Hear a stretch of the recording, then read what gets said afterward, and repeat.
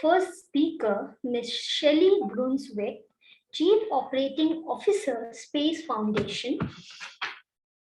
She brings a broad perspective, deep vision of the global space ecosystem from a distinguished career as a space acquisition and program management leader and liaison for the US Air Force to her current role, including overseeing Center for Innovation and Education, Symphosis 365, and Global Alliance, and the topic in which she will be sharing her valuable knowledge is the path to leadership isn't always straight. Over to you, Miss Shelley. Well, thank you so much. It's such a pleasure to join all of you today. Thank And you, here ma'am. I'm in Colorado. So it's early morning here in Colorado Springs, but I'm looking forward to a beautiful day and a wonderful weekend. And I wish that for all of you as well. What a wonderful event we're having today and highlighting the opportunities that are available to women and men around the world in the global space economy. And as we kick off International Women's Day, which will be next week, this is a prime time to talk about that the journey to success or to the C-suite or accomplishing your goals isn't always a straight line, that there are things that are going to happen that could be setbacks. So what I came up with today is an outline of some lessons I've learned during my career. So to share a little bit about my career, I consider I have three main chapters in the book that I'm writing on my journey. And so that first chapter is when right out of high school, I enlisted in the US Air Force. Now, I did that for a number of reasons. The first one was I didn't have money to go to college. The second one was, and I'm sure many of you feel that way, I wasn't sure what I wanted to do with my life or what I wanted to study or become. And then the third one is I really love seeing the world, traveling the world. Now, today we think of traveling the world as very simple, but back then in the 80s, it was very unique to travel the world and live in other countries. And so the Air Force offered an opportunity to see the world, earn some college money, and get some skills. And that was a wonderful thing. I did earn some college money and I was able to go to school at night and take advantage of opportunities with tuition assistance.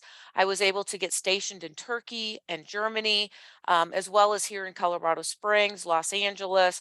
And then I was also able to learn a skill set. I became an HR, human relations personnel specialist. Now, that's not what I am today because as we transition into the next chapter of my journey, because I did go to school at night, I earned both my bachelor's and master's degrees going to school at night, and I applied to become an officer in the Air Force. Now, it wasn't a simple process because I had to apply more than once before I was finally accepted to become an officer in the Air Force. And I became a space program management officer. And at that time, nobody really knew what that was. I certainly didn't know what that was. I knew personnel. That's what I had done. And so I really wanted to be a personnel officer, a HR officer. But fortunately, the Air Force had different plans for me, and they said, this is what we really need you to do. And thank goodness it was, because that started my 25-year career in the space industry. And throughout that career as an officer in the Air Force, I was stationed in Los Angeles, and I worked on ground stations and launch vehicles and on-orbit assets, which we would call satellites. And I also taught about space at Defense Acquisition University. In my last assignment in the Air Force, I was stationed on Capitol Hill, working as a budget and appropriation liaison to members of Congress, articulating the Air Force needs for funding and program support. So it was an amazing journey. And that journey had to come to an end, as all journeys do. And that ended the second chapter in my life story. And the third chapter is where I am today, working at Space Foundation. And I've been at Space Foundation for 8 years. And I've seen Space Foundation change a lot over 8 years. So Space Foundation, for those of you who are not aware, we are a US nonprofit that does business internationally. We have three main divisions. Our first division is all about Symposium 365, and that's putting on world-class events. And one of those will be taking place later this year, April 17th through the 20th, here in Colorado Springs, we bring together the global space leaders in academia, industry, government, international. And so we'll have about 11,000 people that will come to that event to talk about the future of the space industry. The second area, the second division at Space Foundation is all about education. It's our Center for Innovation and Education, and it's about the workforce development pipeline. It's about kindergarten through 12th grade, creating a leadership academy to create the future workforce and position children with the skills they need to be successful as the world is changing, as technology is changing. And it's about helping teachers, teacher professional development so they can be experts in the classroom to help students find jobs in the space industry. And then the second part of what we do is really non-accredited adult learning. So that's entrepreneurial facilitation, women empowerment programs, partnering with universities to create space awareness courses. What is the global space ecosystem? So that's a fun area, our Center for Innovation and Education. And our third division is our Global Alliance, and that's all about building partnerships and awareness about what's taking place in the space industry. And that's part of why I'm joining you today, because it's all about building awareness in the space industry that there are opportunities, but there are challenges on a pathway to success, which is what we'll talk about. So that's where I am in my 3 chapters, when I was an enlisted airman, when I became an officer, and where I am today. And I kind of shared a little bit along the route of some challenges I had. So I've outlined a few that I'll share with you today. That first lesson we'll talk about is take advantage of every opportunity. And so the opportunity I highlighted in that first chapter of my journey, when I was going to school at night, I didn't have to go to school at night. I could have done 4 years in the Air Force and then got out and then went to college, and then figured out a new path. But I took advantage of that tuition assistance and went to school at night and earned both that bachelor's and master's degrees. So sometimes opportunities are offered through your companies or programs, even like this opportunity today. This is a wonderful webinar series today and tomorrow to learn about opportunities and taking advantage of those. So as you're looking around, look for opportunities you can take advantage of. They could be to learn new skill sets. It could be volunteering opportunities. It could be volunteering for the hard projects to learn new skills and demonstrate your acumen and get promoted. So look at opportunities that you can take advantage of. That second one is don't try anyways. Don't be afraid of failure. Many times, people are afraid to try, or they think they have to be perfect. I can't submit until it's perfect. I can't move forward until it's a perfect. I don't want to fail. And failure is okay. Because you know what happens with failure? Failure is learning. If you learn from that, then it was a success. Sometimes the best experiences in life I've had is because the first time it didn't work. And you can look at that when I applied to become an officer in the Air Force. The US Air Force at that time was looking for STEM professionals: science, technology, engineering, and mathematics. And my undergraduate is a business degree. And so I wasn't their first choice for what they were looking for. My chances of being selected were 12%. 1, 2. Most people might say, well, 12%, I'm not even going to try. But I say try anyways. And I had to try more than once. I had to evaluate the first time I was not selected. How do I update my application? How do I rewrite my essay? How do I get better supporting letters of recommendation? And the second time I was selected. And so try anyways, because had I not tried, I might not be joining you today. And that can happen in many things. Trying for internship programs or master's programs or fellowships.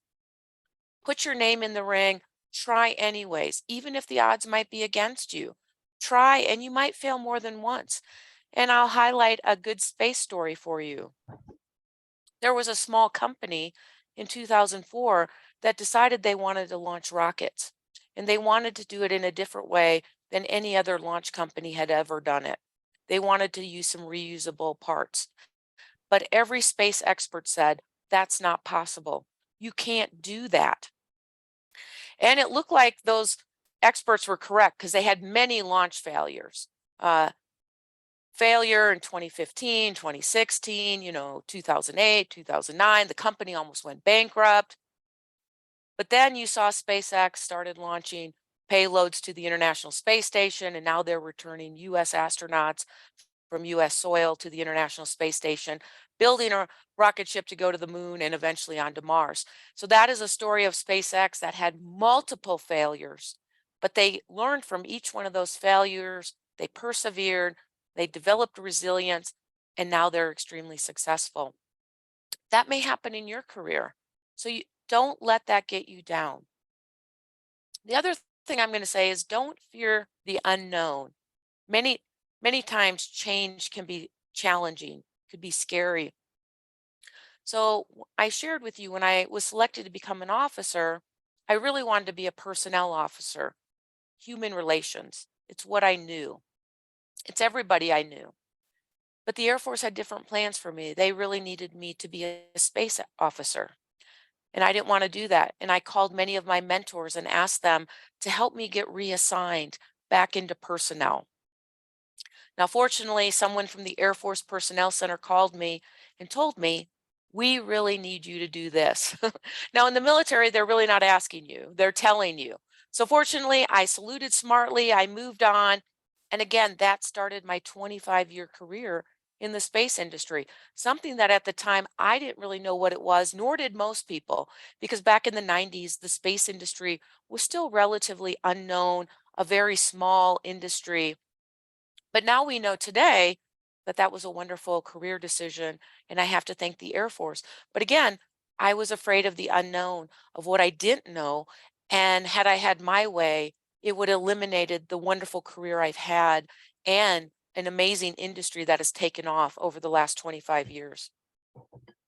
I'm also going to tell you another little story. Um, I almost didn't take the job or even apply for the job at Space Foundation. I talked about how the third part of my journey was coming to work at Space Foundation. So when I decided to retire from the Air Force, I started letting people know, hey, I'm retiring from the Air Force. I'm starting to look for new opportunities. And of course, I was looking for opportunities that I knew. I was a program manager. I was a government affairs, international affairs person. So I was looking for those type of jobs. But a job came across my desk to be the chief operating officer at the Space Foundation. And I almost didn't apply. I was in my office and I said, oh, look, here's a job to apply to be the COO for Space Foundation. I'm not sure I should apply. I don't think I'm qualified. And one of my colleagues, Vanessa, said to me, never disqualify yourself from something you haven't been offered. I almost eliminated myself from even applying for this job. And how many times do we think that, especially women?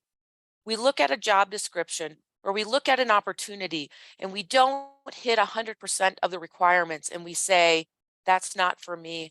I'm not qualified. It could be a form of imposter syndrome. It could be a form of thinking we need to be perfect. But many times 80% is enough. And fortunately, Vanessa convinced me to apply for the job at Space Foundation. And after several interviews and a few months, I was selected to become the chief operating officer at Space Foundation. And I'm very grateful to Vanessa for that recommendation. So I know I only had 15 minutes. I'm just going to wrap it up again that I'm working on a book and I'm coming out with all the lessons I've learned in my 25-year career in the space industry. So I look forward to hearing in the chat from those of you, what are the lessons you've learned? Because I'd love to capture those in my book and learn from your stories in the journey. So those of you who are watching this as it streams, please join me on LinkedIn. Let's continue the dialogue about lessons learned and how we continue to find our journey to success, because it isn't always going to be a straight path. So the lessons I shared with you today are, again, take advantage of every opportunity. Try anyways, even when the odds are against you. Don't fear the unknown and never disqualify yourself from something you haven't been offered. And again, if you have questions, please reach out. I'm happy to answer those. And for those of you who are on the Zoom, please go ahead and put your questions in the chat and I'll be happy to answer them as we move on. So thank you and happy International Women's Day. Thank you, Ms. Shelli, for your time and great motivating life story. Thank you.